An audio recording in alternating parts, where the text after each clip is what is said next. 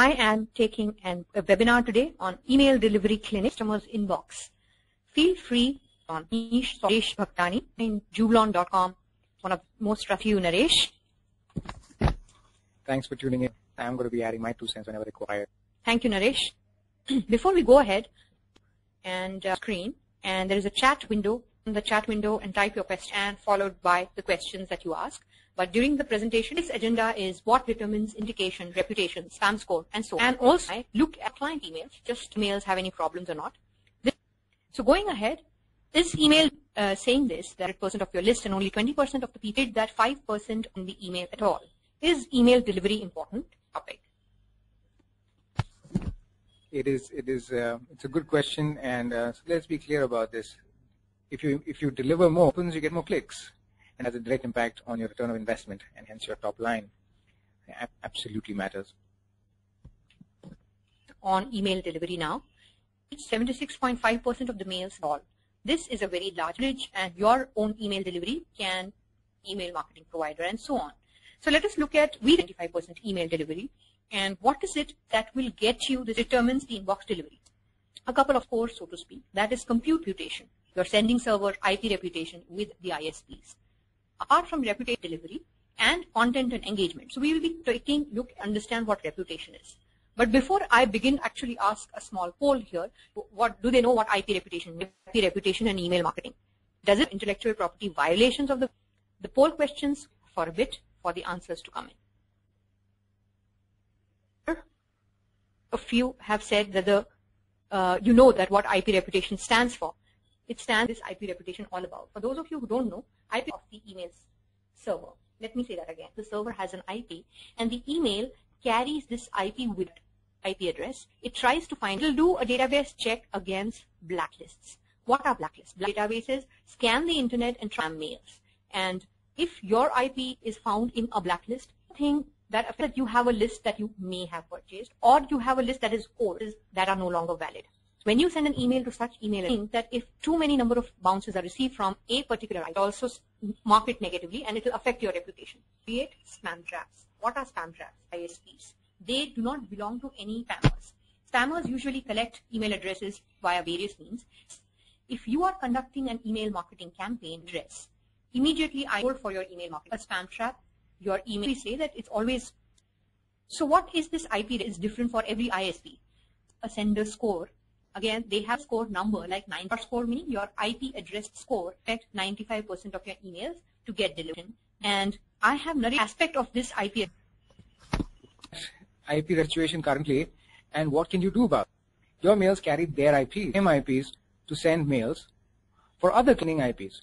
This also means that you're getting a cost benefit. It also throws email marketing practices. Because of another affect your deliveries, dedicated IPs for your mailing, which is a higher level of service that your provider can offer. Mailing. So now you can see of mailing over 1,000 mails a day or 30,000 a month. Deliveries, and that's something to do with the domains, the main domain of their server. Can you please highlight that as well? The sending domain also matters. Your domain also has a reputation. Your sending domain has a reputation. If your IP reputation goes south as well. And we would suggest that you have a separate. That way, this wouldn't have a negative impact on your regular e-business. So, for example, if I were sending a contact in my address book, I'm running the risk of email marketing activities because something went wrong in my domain, my parent domain's in, or a domain by itself to conduct the email. Thanks, Naresh. So, something here to reputation, you may have the right kind of servers dedicated. Reputation with the ISPs is never disclosed and junk complaints. Even if you have follow all the best practices, and if your readers mark your email as spam, then that is no. And so at the end of the day, and they judge you on it, and this is something that is totally IP reputations, and that is to do with authentication. Authentication is about who are the emails from. Want to know, which then explain to you. This email has a from jvln.net. Two parties that it sees. It sees the sender as X sees the sending some people the database, and they are sending and using very good-looking emails or an ISP to ever know whether Jublon is authorized to send a mail on behalf of the client. So this is where email authentication comes in factor in email delivery. If email auth fails, the email will mostly never be delivered in brief. Did you know anyone can create an email as though they were from Microsoft or Intel or even your brand? One can create an email using any from address like the president at indiangovernment.com and send a mail asking all Indians to stop paying taxes. That would make us all very happy, but and sending emails like they were coming from you. SPF. SPF is truly where it's supposed to be coming from. So your SPF should list the sender IPs. They may be your own or your email marketing service providers, and this SPF record lies in the brand. I have a nice graphic that is sent by Naresh at jubilant.com, and it's received by an email server. The mail server also receives the sender IP, the sending server's IP, and the sender email. The server then tries to verify if the sender is authentic. The receiving server goes to jubilant.record if the IP and the sender is deemed authentic, if it's increased, or the mail could be dropped. Thanks, Naresh. Let me just quickly ask the audience here, is SPF compliant? Do they have any authentication mechanisms in place for us to get a feedback? So here's a question coming to you. Are your emails SPF compliant? The answers are yes, they are. No, they are not. I don't know. And the poll is coming out to you now, and I'll wait for a bit for you to answer.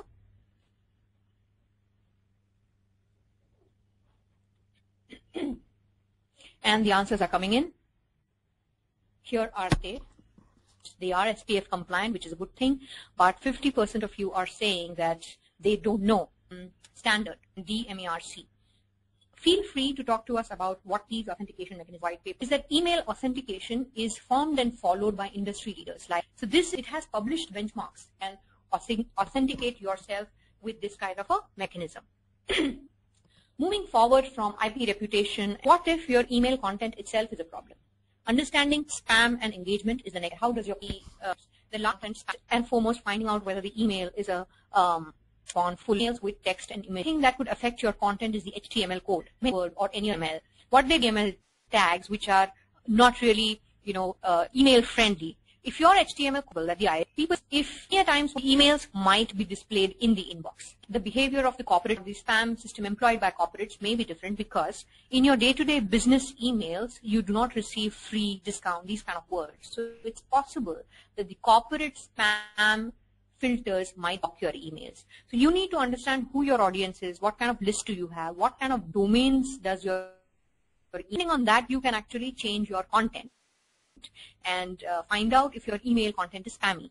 There are free online spam checkers like emailspamtest.com, isnotspam.com, and so on. But Jubilant itself has a spam checker inbuilt, and it's a one-click system wherein it will tell you a green button to show that your email is fine or a red button to show that no, you need to relook at your email content. Let me also touch upon something which is of concern, and that is the spam complaints.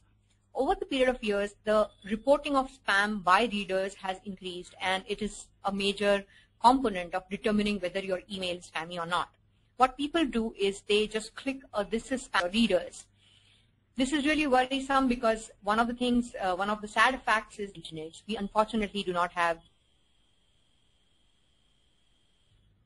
laws in email marketing laws in place today, and we are actually working with some industry bodies to put a code of here is that spam, it's very easy for your readers to mark your email as spam, and when they do that, your reputation is really affected a lot. In fact, this is what ISPs say. I quote Windows Live Hotmail.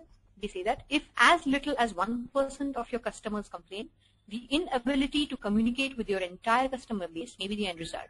Yahoo says that one of our strongest tools is and not spam. So there is a feedback that is given by these ISPs, and you need to have a good email marketing provider who does your emails correctly. But beyond that, there is another aspect in delivery that comes into play, and that's engagement of emails. You may have seen Gmail has a priority. ISPs have started tracking user interaction with your emails. And most importantly, whether they have replied to the email. Replies, then this is reaching your reputation improves. The negative is getting jumped. So you should check in your data. Have never. To summarize, what should you do in aspects that you need to look at? IP reputation, authentication, and engagement. In that, you need to decide on dedicated or shared sending, separate your email and encourage your audience to reply or click. In fact, there is only one sure shot way for your emails to land in the inbox is already in the contacts list.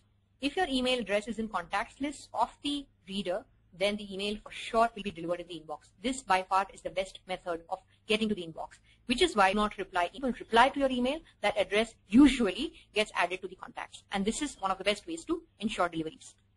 I will move over to a live clinic now where Naresh and I will look at a couple of screenshots of emails and we will do an analysis of what's right and what's wrong with the emails. Here's an email that I got in my inbox. How to protect your indoor environment from noise, dust and rain. In fact, I was looking, this was very relevant for me.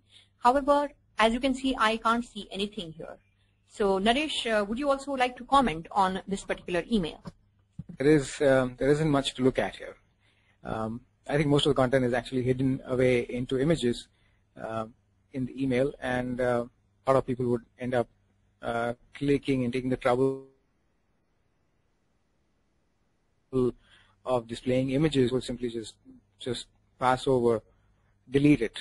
Actually, readership, but it also does not earn you a good spam score, or rather contribute. You have such large such emails which have mostly images. There's not a good balance of text and images in this case. You did get it in your inbox. It did contribute. The design of this mail itself contributed, would have contributed a little bit to the spam score. Yes, in fact, the design of this email is quite nice. It's boxy, it's got text and images, and it's very easy. It would have been very easy based email. You can see that the top and this could my images were turned off. So this kind of an email happens is the brand manager is usually a PDF converted into, or get a JPEG converted into an HTML and send out the email. However, in such situations, what happens is every email actually paying money for the API. And this, where a reader like me could have opened and read this email, you're losing out on completely, gone down the drain. So that's why we insist that full image emails are a complete no-no. Let me share with you another email that came in my inbox. This is an example of a balanced email. It has a good mix of text and images. The images can say something about the SPF probably of. Right. This seems to be a well-formatted mail. It has a good amount of text content. It seems to be a newsletter from a blog. Have several links in the rest of the content of the mail, which means it has a high probability of getting clicks on it. If you get clicks on this mail, the probability of the next mail landing in the inbox is much higher, because your ISP has noticed that you are interacting with this mail. Is the fact that they may not have third-party mail service, but I don't think they have their SPF in order, and that would contribute to land it into Geetanjali's inbox. Let me show you another example of an email that I think, Naresh, you have got this in your spam box. What does this talk about? They claim to be IBM who's the sender of this email, but it's actually not IBM. They're product reseller of IBM. They are also using a third-party service, but I don't think they have their SPF in place either. So that contributes to a greater spam score. In addition, they have a couple of things in their subject line that's not working well for them. They have offer, and they have limited period, and I don't think it landed in my inbox for sure. It's considered it created a larger spam folder. Right. Let's take the next example. Thanks, Naresh. Yes, for the last thing that I got in my inbox, and it was very interesting, from Flipkart.com, from Flipkart. The email came one day after ordering in this organization, which is looking at what the user is doing online, what their behavior is, what kind of a content they looked at. They have created similar kind of HTML emails that whether in an email, and the email is sent out. This requires a lot of segmenting and targeting, because this is very relevant for me, and I am actually using it in this particular webinar for that as well. So this really made a difference to me, and I wanted to highlight. And this is the beauty of here, and try and find out what clicks with sending one blast emails. There is a lot that you can understand how the users interact with your couple of emails that have come into our inbox. I will now be taking some questions from the audience, and let me look. Okay, SPF compliant. SPF is a record you can lift and see that is the name of the website. There are several others, but this is typically the one well known. First, that are sent in the DNS record. On this is spam. Any mails are spam. Some ISPs do Yahoo, Hotmail, Clear. Out of I'm reporting will who's a to you, and you everyone has that information, right? Geetanjali? The question is, what is the format in which you should send an email? Whether it should be HTML, text. Well, the answer is when you have a good email marketing, an automatic text email is created, and both of them at it on a device, that the text email can be together. However, if you were to ask, if your corporate customers are, SME corporate customers would like to hear from you, it's quite possible that you have a text brand, the look, what kind of a content you have, but there is no hard and fast rule which says that you should send out only HTML or you should send out only text. The interesting question out here is, if you are giving something for free as a promotion and trying to send it to the corporate, should you hide the free word in an image? This is a very interesting question. Well, we've said that the word free could trigger free word in an image. Well, it depends whether you really need to include it in the first place. I wouldn't, but there is various other images. You can have a text called free in the image. There is no the image, so you could probably go ahead and do something like this. We have one last question they're going to be taking, and I'll be answering that. The attendee asks, shared hosting providers don't allow mails to be sent even to subscribers if they are more than a limit, say about 2,000. How do you ensure that you can bypass this restriction? Well, the thing is, I don't think you should be bypassing the restriction. What you need is a professional hosting. You're referring to a professional host. What you need is a professional email marketing product or email marketing company to help you with your mass mailing activity, so that you can reach out to your consumers, you can deliver better. Right, so we're almost done with this webinar. Thank you for attending, and we'll be seeing you shortly for future webinars. Thank you, Naresh. Thank you, everyone, for joining in today. Thanks a lot for attending the webinar. We will be sending the recording of this webinar to you all, and we look forward to seeing you again in future webinars.